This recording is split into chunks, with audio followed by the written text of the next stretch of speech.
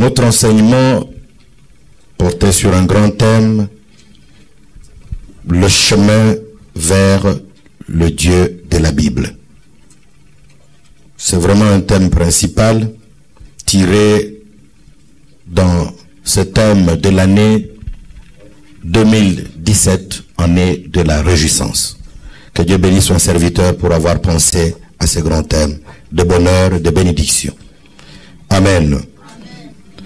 Donc hier, nous sommes arrivés sur les critères dans l'œuvre du Seigneur, les critères pour servir le Seigneur. Mais aujourd'hui, nous voyons les éléments clés pour réussir dans les services du Seigneur. Vous savez, vous pouvez travailler, c'est une bonne chose. Mais réussir, c'est une autre chose. Réussir dans cette œuvre de Dieu, l'œuvre difficile et compliquée, ce n'est pas facile. Voilà, je vais vous donner les outils possibles qui vont vous permettre à réussir dans ce service du Seigneur et Dieu sera glorifié et il va nous bénir également. Le premier point pour réussir dans ce service, c'est la disponibilité au service du Seigneur. La disponibilité, c'est un élément très important qui va permettre à tout un chacun de nous de réussir dans sa mission. Si vous n'êtes pas disponible, il vous sera difficile d'avoir même les bénédictions de la part de Dieu. Nous pouvons lire dans le livre de Ésaïe chapitre 6, verset 8. La sœur peut nous lire. J'entendis la voix du Seigneur disant, qui enverrai-je et qui marchera pour nous? Je répondis, me voici, envoie-moi. Gloire au Seigneur. Écoutez, mes frères et sœurs, Dieu Tout-Puissant n'utilise jamais celui qui n'est pas prêt à s'engager dans son service. L'homme qui n'est pas prêt pour le service de Dieu, qui n'est pas disponible, Dieu Tout-Puissant ne peut jamais l'utiliser. Beaucoup parmi nous éprouvent ce sentiment de servir. Le Seigneur, c'est une bonne chose, mais ils n'ont pas le temps matériel. Vous savez, quand vous manquez le temps matériel, c'est un grand aussi péché pour le Seigneur. Vous voulez vous sacrifier pour vos propres intérêts, mais vous négligez aussi les intérêts de Dieu. Vous savez, le temps, c'est la grâce de Dieu. C'est Dieu qui nous donne le temps. Je vous ai dit hier que c'est Dieu Tout-Puissant qui est le meilleur gestionnaire du temps. Il nous a donné tout le temps possible. Mais c'est à vous de savoir régler, savoir partager ce temps pour aussi servir le Seigneur. Parce que dans ce service, il y a des garanties, il y a des avantages. Donc, beaucoup n'ont pas du temps, surtout le temps matériel pour servir du Seigneur. Et ils ne peuvent jamais être appelés à être disponibles. Vous voyez, le prophète nous parle dans son livre, chapitre 6, prophète Ésaïe, verset 8, il dit, qui enverrai-je? Il dit, mais voici, envoie-moi. La disponibilité, c'est une des caractéristiques pour les gens qui veulent réussir et aller de l'avant avec le Seigneur. Il dit, envoie-moi, me voici et envoie-moi. C'est un exemple modèle à suivre. Tout un chacun de nous, nous sommes appelés à suivre ce modèle pour pouvoir servir bien le Seigneur. Écoute, bien-aimé, la disponibilité doit être cherchée par tout un chacun de nous. Nous devons rechercher la disponibilité, mais pour l'obtenir, il faut tout d'abord la discipline. Donc, si vous voulez être disponible, commencez par vous-même à vous donner de la discipline. La discipline, il faut aussi la rigueur, c'est-à-dire la sévérité dans tout ce que tu fais. Et enfin, il faut aussi la fermeté. Si vous voulez réussir dans l'œuvre de Dieu, mon frère, ma soeur, cherchez la disponibilité. Et dans cette disponibilité, on vous demande d'être discipliné. D'être discipliné, et il faut aussi être sévère et être aussi ferme. Là, vous allez nécessairement réussir dans votre mission. Il y a beaucoup de gens qui veulent servir le Seigneur, c'est très bien, mais le temps matériel, c'est ce que je viens de dire, ils ne sont pas disposés. Donc vous verrez que il y a celui qu'on peut utiliser. Des fois on a fait un programme que vous allez diriger la prière, vous allez prêcher, mais cet homme se présente avec beaucoup d'excuses.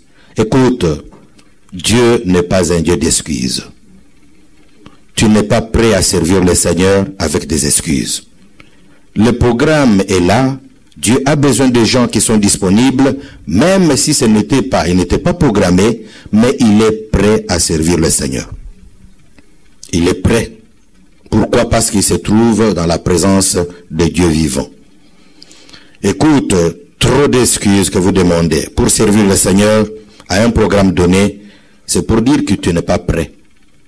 Peut-être on avait fait un mauvais choix, on ne savait pas.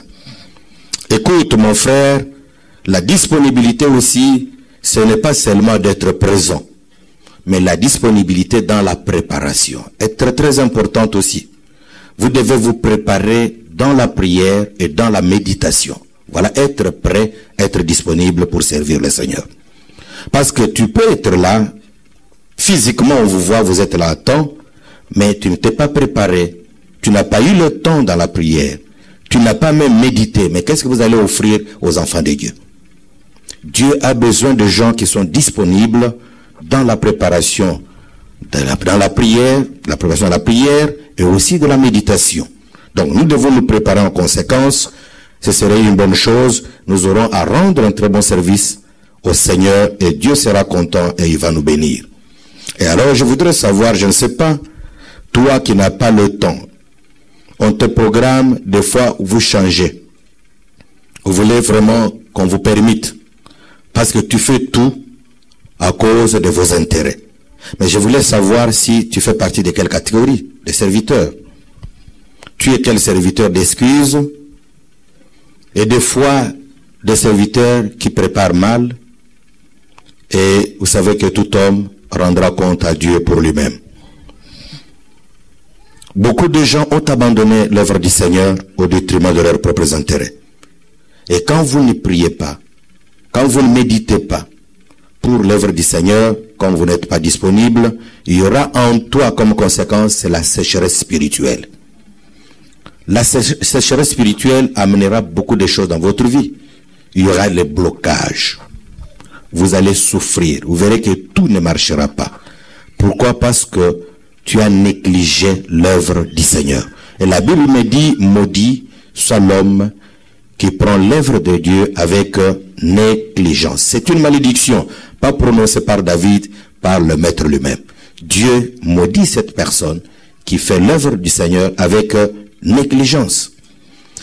Vous savez, si vous êtes dans un monde du travail, on ne refuse pas le travail. Dieu ne refuse pas le travail. Il sait bien qu'en travaillant, vous allez porter secours à son travail, à son service. Mais c'est savoir organiser ce qui est un problème. Voilà, mes frères et sœurs, ce qui est de la disponibilité pour l'œuvre du Seigneur, je serai très content. Dieu sera très content et Dieu continuera à nous bénir, à nous fortifier davantage. Deuxième point, si vous voulez réussir dans ce service, la Bible vous demande également la vie de jeûne et de prière. Écoute, mon frère, ma soeur, l'œuvre de Dieu, ce n'est pas un problème d'alléluia, amen. Ce n'est pas un problème de la danse et des chansons. Je vous dis, l'œuvre de Dieu demande des sacrifices énormes. Tu dois voir la vie de jeûne et de prière. C'est ça un problème. Quand vous voyez dans des pays comme tels, les gens vous mangent terriblement. Les gens vous mangent comme il faut. Et prendre peut-être un jour pour jeûner, ça devient un problème. Des fois, on peut même t'amener à la police parce que on a décrété des fois un jeûne assez de 3 jours. On peut vous porter plainte parce que comment vous allez faire ça? Mais non, ça c'est l'œuvre de Dieu. L'œuvre de Dieu, si il faut qu'elle puisse réussir, elle a besoin de sacrifices, de jeûne et de prière. La prière, vous voyez, Jésus notre Seigneur, c'est le modèle par excellence de prière. Il entrait en prière 40 jours et 40 nuits. Il priait. Quand vous lisez bien la Bible dans le livre de Marc chapitre 1er, verset 35, La Bible dit très tôt le matin, donc quand il faisait encore sombre, il allait dans un lieu désert pour prier. Voilà le modèle. Pourquoi dans un lieu désertique? C'est là il y a le calme. Bien que des mauvais esprits peuvent se trouver, mais il y a le calme pour ne pas être dérangé. Et ce n'est pas mauvais aussi si tu peux entrer en prière dans votre chambre, dans votre maison. Mais ici, il s'est retiré. Pourquoi se retirer? C'est pour éviter la distraction. Pour éviter aussi des visites inutiles. Donc, on doit vraiment se présenter dans la présence de Dieu vivant. Il recommande également à ce disciple dans le livre de Luc chapitre 18, au premier verset. Ma soeur peut nous lire aussi cela, ce serait vraiment important. Jésus leur adressa une parabole pour montrer qu'il faut toujours prier et ne point se relâcher. Il faut toujours prier et ne point se relâcher. Mais toi, tu te relâches dans la prière. Voilà pourquoi vous ne pouvez pas aller de l'avant. Vous savez, la vie des prières médiocres, ça c'est très très dangereux. La vie des prières médiocres, qu'est-ce qu'elle va vous amener? Elle va vous amener premièrement la sécheresse spirituelle, ce qu'on vient de dire, manque de la puissance, manque de puissance dans les combats. Quand tu vas engager les combats contre les diables, tu ne peux pas réussir parce qu'il n'y a rien de bon, parce qu'il y a la médiocrité dans la vie de prière. Et enfin, il y aura ce que nous appelons manque de la consécration à Dieu. Donc, cherchez la face de Dieu dans la prière, ma soeur. Prier, c'est une très bonne chose si vous voulez réussir dans votre mission. Moïse, il est parvenu à réussir dans sa vie. Pourquoi? C'était un homme de prière. Il faisait 40 jours et 40 nuits dans des jeûnes et prières. Écoute, mon frère, ma soeur, le jeûne que je vais vous parler, c'est aussi très très important. Le jeûne, c'est quoi en principe? Vous trouverez bien dans la Bible, il y a des éminents hommes de Dieu, servantes de Dieu, qui vivaient dans la vie de prière et de jeûne. Ils ont vu la main toute puissante de Dieu. Il y a une femme comme Esther, nous allons bien lire après, mais c'est pour dire que le jeûne que vous pouvez observer, il donne de l'intensité à la prière. Donc, le jeûne va fortifier encore votre prière. Quand vous faites la prière sans jeûne, c'est aussi bien, ce n'est pas mauvais, mais quand vous donnez le jeûne à la prière, vous allez donner ce que nous appelons l'intensité, la force. Parce que le jeûne en soi brise aussi même les lois établies. Il y a des liens, il y a des chaînes sataniques. Mais pour faire partie de tout cela, toutes ces choses-là, ça vous demande une vie de sacrifice dans la prière et dans le jeûne. Voilà pourquoi les disciples avaient posé une question à notre Seigneur Jésus-Christ. Mais Seigneur, pourquoi nous avons beaucoup prié pour cet enfant, mais les démons ne voulaient pas partir? Mais il a dit, ces genres de démons peuvent partir à partir de la prière ainsi que de... Ah, ça c'est très important. Parce qu'il y a de ces gens-là qui vous donnent des messages aujourd'hui pour négliger le jeûne, ce n'est pas normal. Il y a d'autres qui disent que notre Seigneur Jésus-Christ a déjà jeûné pour nous. Pourquoi encore jeûner? Écoute, si tu veux réussir dans votre mission, cherchez à faire aussi des jeûnes. Je vous dis aujourd'hui, même les scientifiques, sur le plan de la médecine, aux États-Unis, il y a des gens qui observent le jeûne. On a constaté qu'à partir de jeûne, il y a certaines maladies comme le cancer. Donc, il y a une grande progression avec le jeûne. Le jeûne peut faire partir les démons sans que tu puisses beaucoup prier. C'est un sacrifice, mes frères. Le jeûne, c'est-à-dire quoi? C'est l'abstinence des désirs charnels et naturels, mais dans le but de vous consacrer totalement à Dieu dans la prière. Je pense qu'il y a certains de nos frères qui m'ont demandé, pasteur, d'aller un peu doucement parce que vous avez besoin d'écrire. Mais je ne sais pas si je suis... C'est bon quand même? Ok. Que Dieu bénisse. Que Dieu vous bénisse et bénisse sa parole aussi. Donc, c'est l'abstinence. Cette abstinence s'applique non seulement à la nourriture, mais englobe tout ce que la nature humaine peut désirer. Le jeûne, ce n'est pas la grève de faim. Et encore moins un régime d'amaigrissement. Parce qu'il y a beaucoup de gens qui font des jeûnes là pour maigrir. Non, ce n'est pas ça. Ce n'est pas ça, bien-aimé. Le jeûne en soi, ce n'est même pas une compétition. Ce n'est pas une course. Hein, ce n'est pas un concours de durée. Parce qu'il y a d'autres, non, j'ai fait 100 jours. Bien, c'est bien, frère. C'est bien. Tu as une grâce de faire 100 jours. Mais moi, je n'ai pas cette grâce-là. C'est pour des fois faire peur aux gens. Dire non, moi je fais 40 jours. Mais quel genre de 40 jours? Il y a le véritable jeûne dans la Bible. Ce n'est pas de jeûne où on doit faire satisfaire les gens. Des fois, vous montrez que vous êtes en jeûne, mais en dehors, peut-être, intérieurement, vous savez que vous n'êtes même pas dans le jeûne. Des fois, à la maison, tu manges, mais quand tu arrives à l'église, avec un air là triste pour montrer que tu as jeûné. Écoute, tout cela, vous savez, le jeûne, on peut l'observer, ça peut encore nous motiver dans la prière lorsque nous avons des problèmes sérieux, des difficultés. Nous avons peut-être le désespoir. Et on peut entrer dans des jeûnes sans pour autant peut-être déterminer le nombre de jours. Tout cela pour obtenir l'assurance et l'exaucement dans notre prière. Vous savez que Jésus, tout comme Moïse, observait le jeûne. Paul parlait même, vous savez, un homme comme Paul faisait des jeûnes multipliés. Vous pouvez même lire dans le livre des Corinthiens chapitre 11, verset 23 au verset 27. Donc cet homme vivait de jeûnes multipliés. Il priait beaucoup. Vous savez, la délivrance même du peuple juif. Esther était reine. Mardochée a demandé à reine Esther, et dit, mais tu dois faire quelque chose auprès du roi. La reine ne voulait pas, elle avait peur. Pourquoi? Parce qu'il y avait des lois qui étaient établies. Mais j'ai aimé la réponse de Mardochée. Il dit, même si tu ne fais rien, mais sache, la délivrance viendra de l'autre côté. Mais ce que tu dois comprendre, refuser de ne pas nous soutenir, refuser de ne pas faire quelque chose, tu auras des problèmes, toi et ta famille.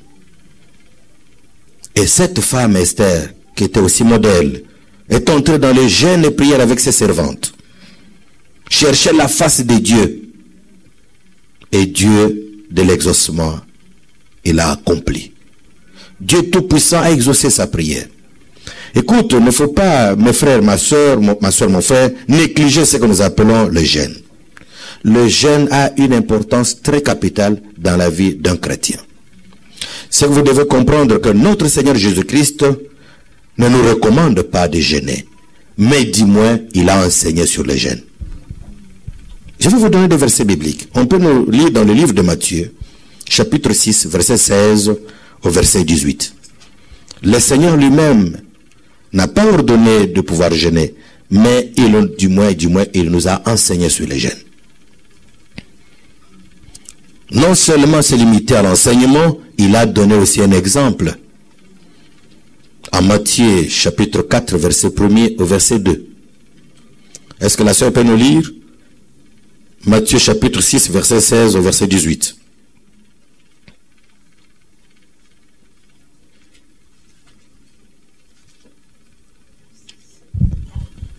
Matthieu chapitre 6, verset 16 à 18. Lorsque vous jeûnez, ne prenez pas un air triste, comme des hypocrites qui se rendent le visage tout défait pour montrer aux hommes qu'ils jeûnent. Je vous le dis en vérité, ils reçoivent leur récompense. Mais quand tu jeûnes, parfume ta tête et lave ton visage, afin de ne pas montrer aux hommes que tu jeûnes, mais à ton Père qui est là dans le lieu secret. Et ton Père qui voit dans le secret te le rend. Bénissez ma soeur pour la bonne lecture.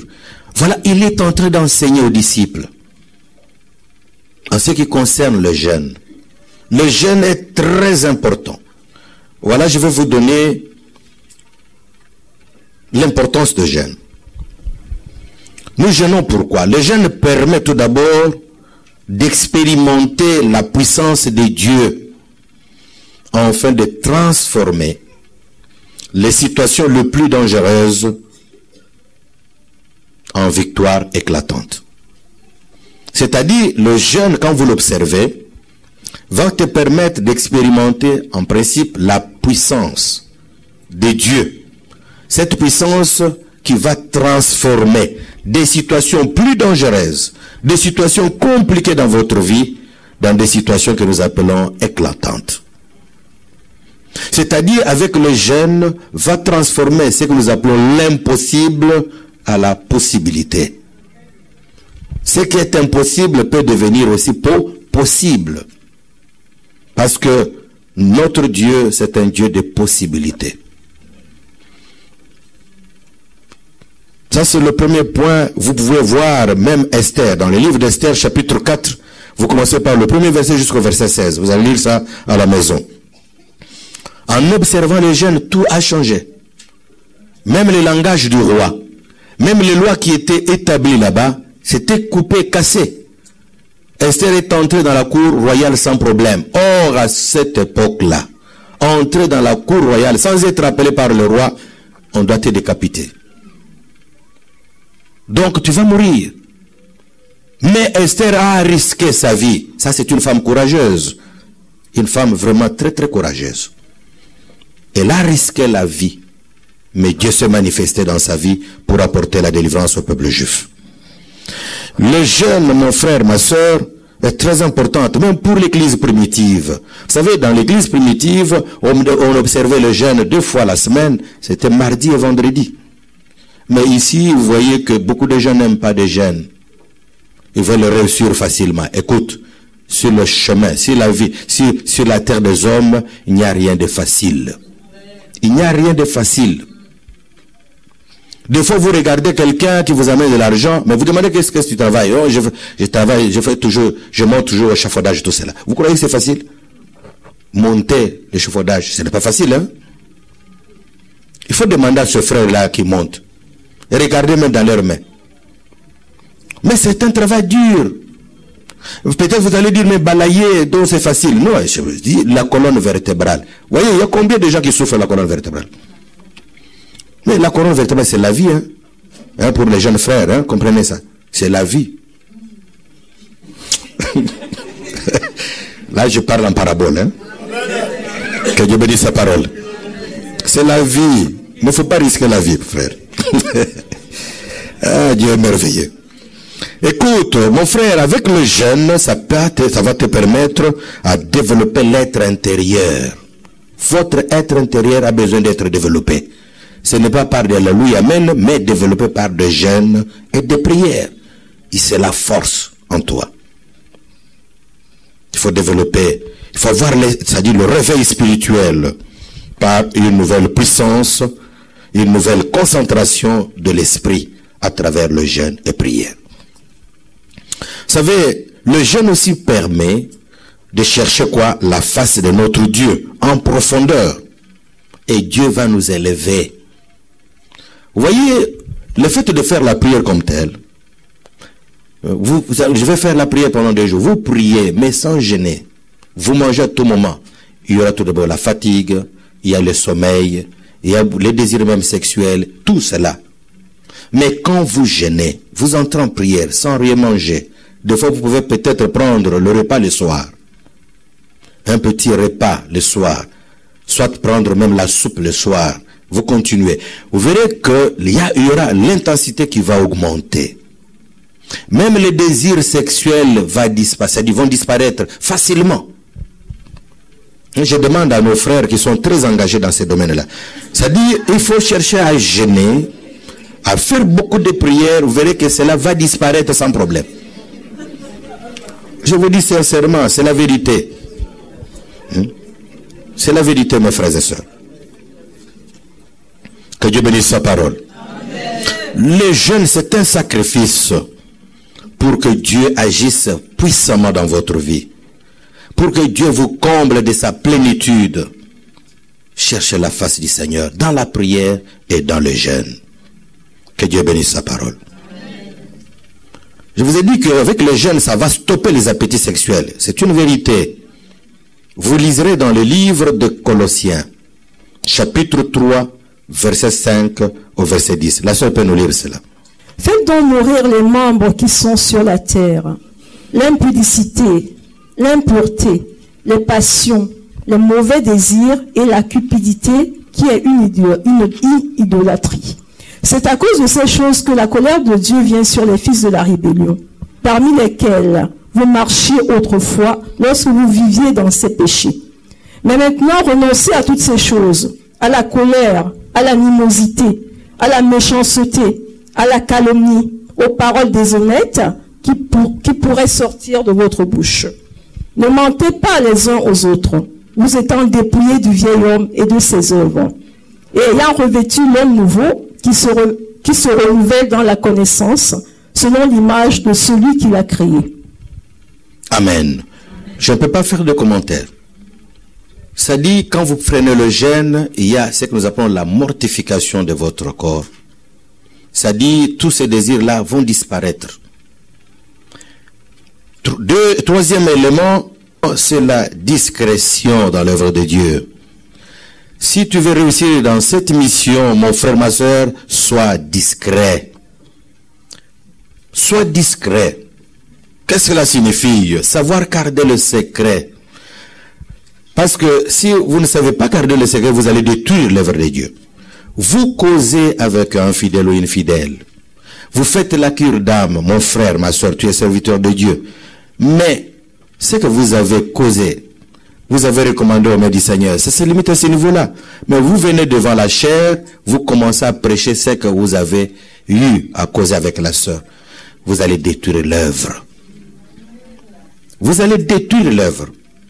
Ce n'est pas un sujet de prédication, mon frère. Si tu as manqué de sujets à prêcher, je vous dirai, mon frère, de vous asseoir, qu'on vous puisse vous enseigner aussi. Il faut la discrétion, savoir garder le secret de ce peuple de Dieu. Et la Bible dit, il condamne même le berger. Les bergers qui veulent toujours parler des choses d'autrui, c'est-à-dire le secret de fidèles pour dire aux autres. Dieu, il dit, il va les maudire. Savoir garder le secret, c'est un des principes pour être un serviteur de Dieu, convaincu, et un bon serviteur de Dieu. Quatrième point plutôt, c'est la vie de sainteté. Dans ce ministère, où tu es en train de faire, dans cette charge que tu as reçue de la part de Dieu, il faut mener une vie de sainteté. Dans le livre d'Apocalypse, chapitre 22, verset 11, on peut encore nous lire. Que celui qui est injuste soit encore injuste. Que celui qui est souillé se souille encore. Et que le juste pratique encore la justice. Et que celui qui est saint se sanctifie encore. Amen. Que Dieu bénisse sa parole. Écoute, mes chers frères et sœurs, vivre consciemment dans le péché,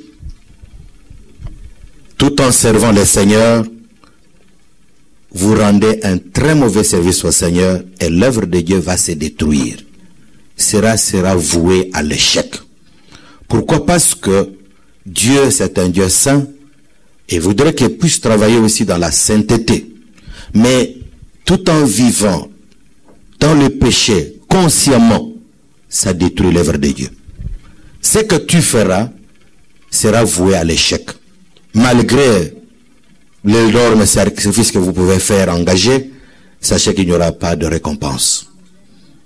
La Bible dit dans le livre de Lévitique chapitre 10 verset 3, l'Éternel dit ceci: je serai sanctifié par ceux qui s'approchent de moi. Ah, ça c'est merveilleux. Je serai sanctifié par ceux qui s'approchent de moi. Ça c'est l'Éternel qui dit ça. Il continue à dire ceci: je serai glorifié en présence de tout le peuple. Tu dois sanctifier notre Seigneur. dans l'œuvre que tu es en train de faire. Et notre Dieu sera glorifié parce qu'il est sanctifié au milieu de son peuple par ceux qui s'approchent de lui. Ça, c'est merveilleux. Ici, le Seigneur Jésus-Christ, qu'est-ce qu'il veut nous apprendre? Il fait voir comment nous pouvons nous approcher de ce Dieu vivant qui est saint. C'est un Dieu qui est saint. Il a besoin de la sainteté, de la pureté pour servir, pour lui servir ou faire son œuvre. La vie de sainteté, la vie de sanctification, de la sainteté, de la pureté, va confirmer le travail que nous allons faire. Et Dieu va se manifester encore puissamment. Parce qu'il voit que tu es en train de lui sanctifier et tu es en train de l'honorer. Et à ce moment-là, il y aura la protection. Dieu va te protéger et tu auras la victoire devant toutes les épreuves qui peuvent surgir au-devant de toi. Autre point, c'est la méditation de la parole de Dieu. Tous ces points-là, ce sont les éléments qui sont clés pour vous permettre à réussir dans l'œuvre du Seigneur. La méditation de la parole de Dieu.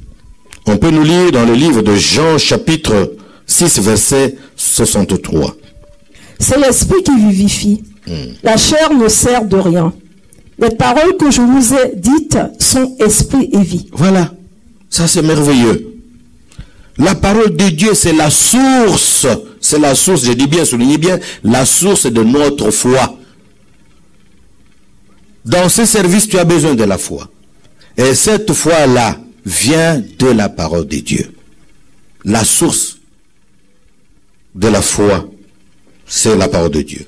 Pourquoi? Parce que cette parole, c'est cette parole qui va nous bénir et cette parole qui va nous sauver. Et en même temps, elle est comme le couteau à double tranchant. D'un côté, il est en train de bénir, nous sauver, nous délivrer.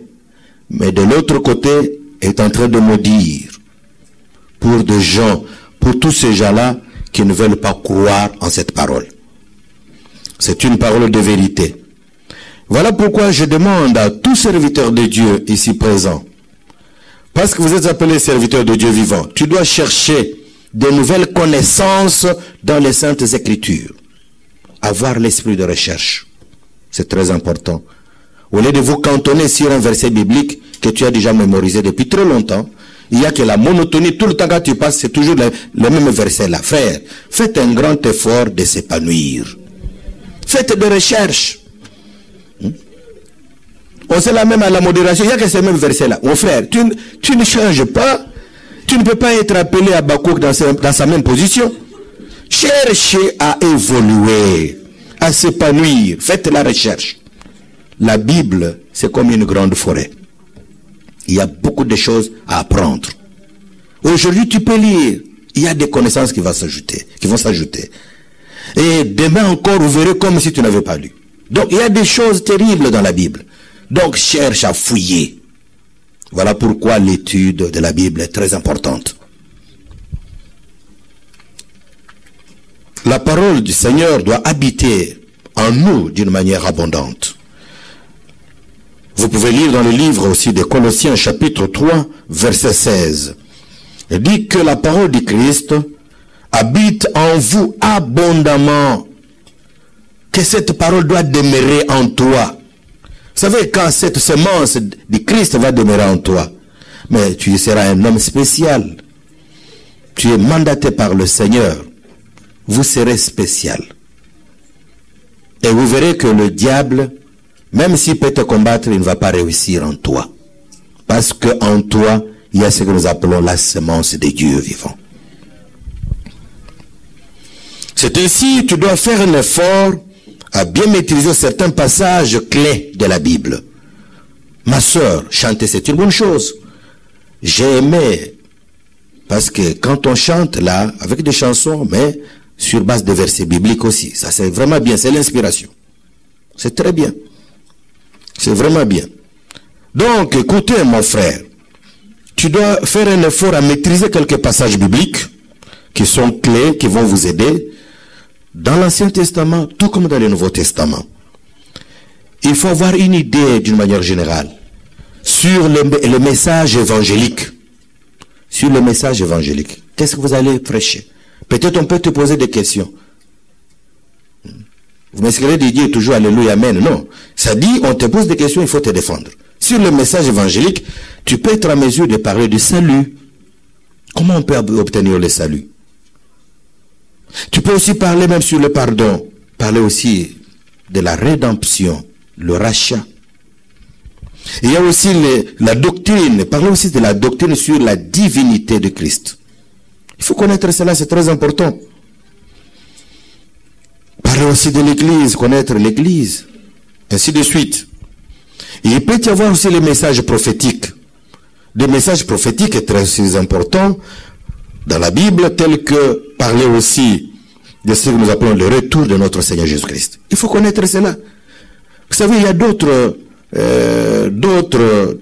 religions, d'autres églises qui ne sont pas chrétiennes, mais ils ont des messages tout à fait différents. Devant un chrétien, on va lui dire Armageddon, il ne connaît rien. On parle peut-être de la grande tribulation, il ne connaît rien. Mais quand on peut discuter même sur la résurrection même des morts, il ne connaît rien. Non, vous devez faire un effort. Même si on n'a pas le minimum possible, mais cherchez même un petit rien, une idée d'ensemble. Hein? Parlez même du retour de notre Seigneur Jésus-Christ. Parlez aussi des prophéties en ce qui concerne Israël. C'est très important. Et il y a aussi d'autres enseignements importants de la Bible sur le tabernacle. Qu'est-ce qu'on entend par le tabernacle?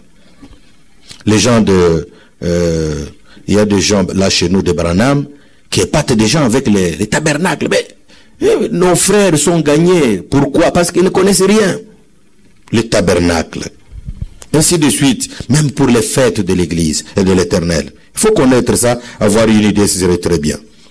Dans votre étude de la Bible, il faut voir la Bible, il ne faut pas vous limiter seulement à votre version de Louis II, frère. Cherche quand même, il y a beaucoup de versions. C'est ainsi que vous aurez des difficultés même pour vous défendre. On peut vous amener un enseignement sur le Saint-Esprit. Mais si tu n'es pas outillé, si tu ne lis pas beaucoup de versions, vous allez vous cantonner, des fois vous allez dire, le Saint-Esprit c'est l'onction. Mais c'est grave, c'est très grave. Mais l'onction, vous ne comprenez pas l'onction, il y a l'huile. Ce n'est pas la personne de Dieu. Saint-Esprit c'est la personne de Dieu vivant. L'onction vient du Saint-Esprit. C'est le Saint-Esprit qui libère l'onction. Cette puissance, cette huile. Voilà pourquoi on vous appelle chrétien. Parce que vous venez de Christos, qui veut dire oint. Oh, mon frère, ma soeur. Il faut apprendre. Il faut apprendre. On va vous parler de revêtement du Saint-Esprit. C'est quoi? Qu'on ne vous épate pas. Mais tout c'est dans la Bible. Il faut creuser. Écoute, votre attitude que vous devez être devant cette étude, il ne faut pas vous limiter seulement à ces Louis II. Il faut ajouter, il y a le moine de Marc-Dessous, il y a beaucoup, et surtout, il y a beaucoup de versions. Il faut lire pour bien comprendre. Parce que, pour mieux comprendre la Bible, il faut se baser surtout sur les textes originaux. Parler d'hébreu et de grec, c'est très important. Et le sens est tout à fait différent. Alors, votre attitude à prendre face à la parole de Dieu, il faut bien comprendre cette parole. On vous demande de faire une étude approfondie. Il ne faut pas lire la Bible comme un journal.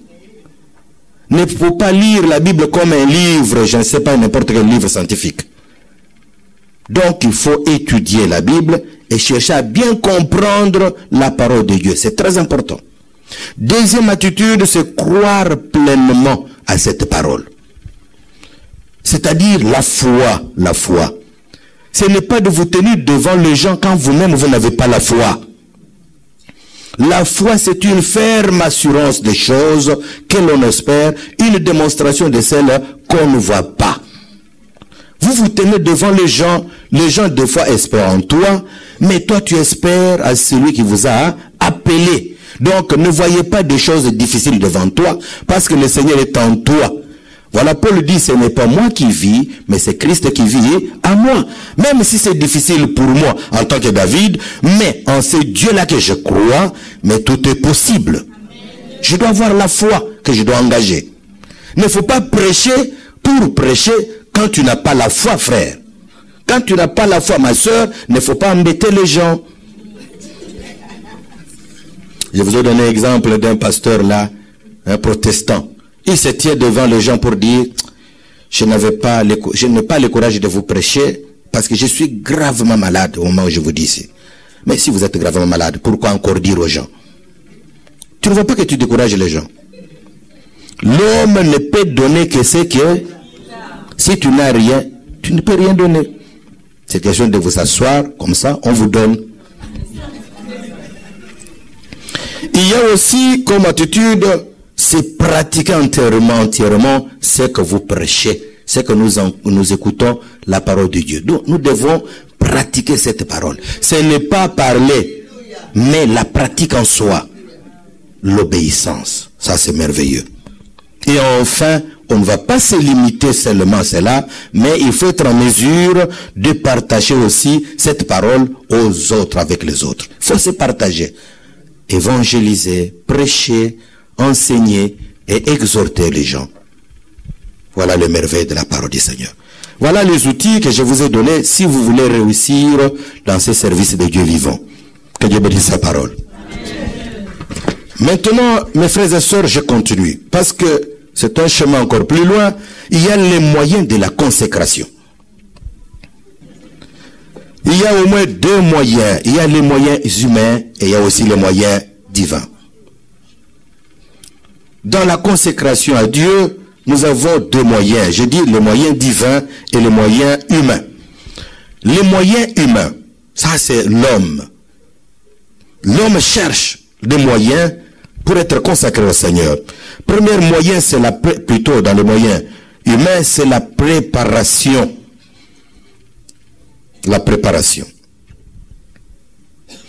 C'est-à-dire, tout croyant qui veut travailler pour le Seigneur, il faut qu'il soit préparé.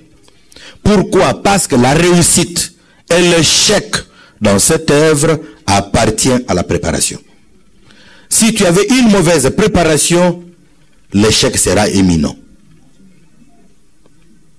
Voilà, beaucoup de gens échouent dans l'œuvre de Dieu parce que la préparation n'était pas soudée. La réussite, tout comme l'échec, dans l'œuvre du Seigneur, dépend de votre façon, de la façon où tu as été préparé. Vous voyez les gens qui étaient mal affermis, mal préparés. Ils peuvent commencer à faire le travail du Seigneur, mais avec beaucoup de compromission. L'œuvre du Seigneur ne va pas avancer, ne va pas aller de l'avant. Moïse, je vous avais dit, était bien préparé dans la maison du Pharaon pour accéder à de grandes choses, à de grandes responsabilités. Donc, la préparation est aussi liée à l'appel. La préparation est toujours liée à l'appel. Je dis bien l'appel, c'est la vocation. Une vocation qui doit être céleste. Mais quand nous voyons dans l'appel, il y a plusieurs appels. Tout le monde, comme nous sommes là, nous sommes appelés à un appel tout à fait général, c'est-à-dire au salut. Dieu nous a appelés au salut. Nous étions des pécheurs, mourants, on ne pouvait plus exister, mais par la grâce du Seigneur, il a fait tout pour tirer David dans la boue, pour lui donner la vie éternelle. C'est-à-dire, le salut est en toi, parce que vous avez accepté dans votre vie le Seigneur comme étant sauveur, et le salut entre. Vous avez accepté de recevoir Jésus et vous abandonnez le péché. Donc le salut, c'est pour tout le monde. C'est-à-dire, quand je dis tout le monde, c'est-à-dire nous sommes appelés pour le salut. Tout le monde est appelé.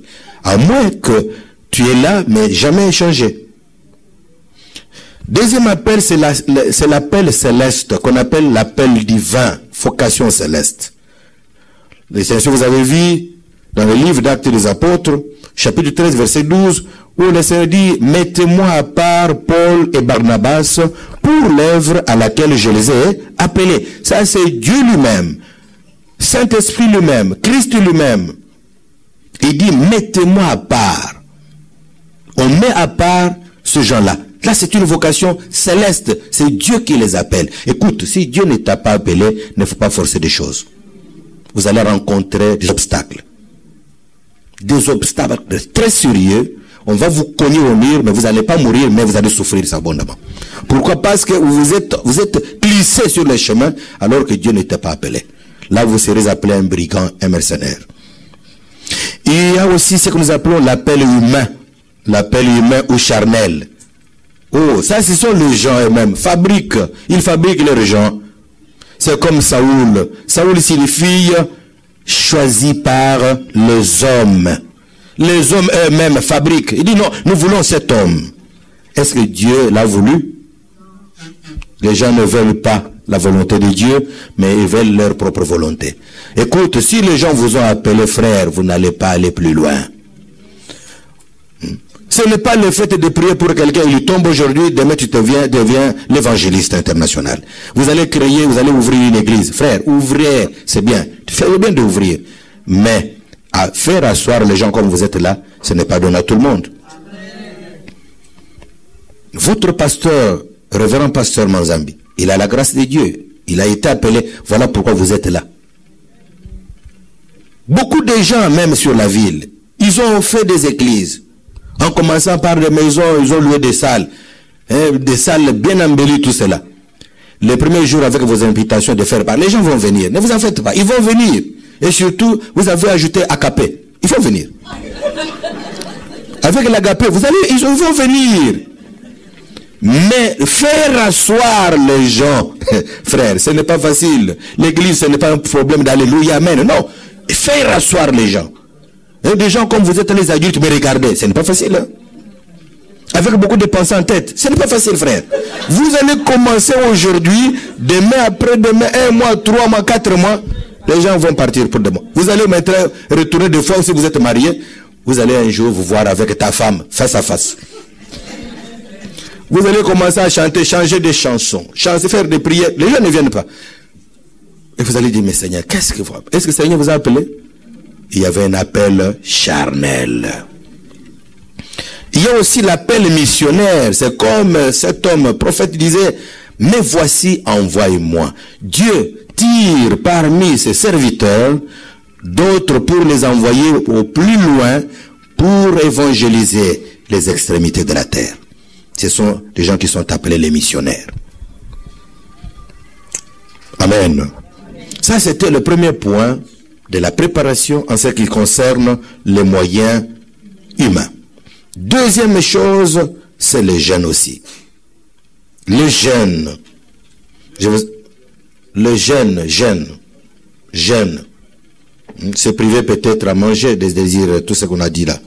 Il faut comprendre que tout consacré doit faire preuve d'une vie de mortification de son corps, qui est le temple du Saint-Esprit. Faire le jeûne, c'est une bonne chose. Troisième chose, c'est la connaissance empirique ou classique des choses de Dieu. Ici, tout consacré doit être cultivé. C'est-à-dire, tu dois apprendre, tu dois avoir la connaissance approfondie de la parole de Dieu. C'est vraiment bien. Voyez, mes chers frères et sœurs, vous pouvez rencontrer des gens qu'on appelle les témoins de Jéhovah. Mais ils sont forts dans la parole. Hein? Mais si toi, tu n'es pas outillé, ils vont vous emporter. Hein? Ils vont vous amener. Avec les journaux là, ils vont vous amener. Sois prudent, il faut être zélé dans la parole, avoir la connaissance. Et chercher leurs points faibles pour les gagner aussi. Il y a beaucoup, je ne sais pas citer beaucoup de choses, beaucoup de gens. Et il faudrait aussi, l'autre point, c'est la discipline. Il faut la discipline. La discipline, c'est-à-dire, c'est quelqu'un qui a accepté d'être au pied de son maître, être élève pour apprendre. Il faut se faire disciple pour apprendre. Amen. Maintenant, les moyens divins de la consécration. Nous avons premièrement la purification. C'est-à-dire, c'est le sang de Jésus-Christ qui pourvoit notre purification, à notre sanctification. Le sang de Jésus pourvoit tout cela à la purification. Ça, c'est la part de Dieu. Nous avons bien expliqué la part de Dieu. Il faut aussi la prière, parce que la prière, dans la prière, nous recevons la puissance de Dieu. dont nous avons besoin pour faire l'œuvre du Seigneur.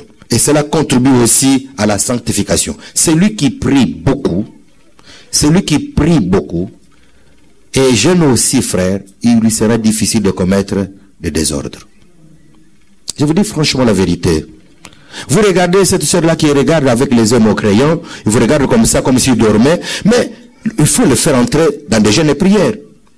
Parce qu'il y a eu une mauvaise semence en elle. Vous m'excuserez, je n'ai pas dit à toi, mais je dis d'une manière générale. Donc, c'est-à-dire que quelqu'un qui est possédé avec les mauvais esprits en lui, ces esprits vont lui amener à commettre des bêtises, à commettre n'importe quoi. Mais, se retrouvant dans la prière, dans la face du Seigneur, Dieu est capable de changer cette personne.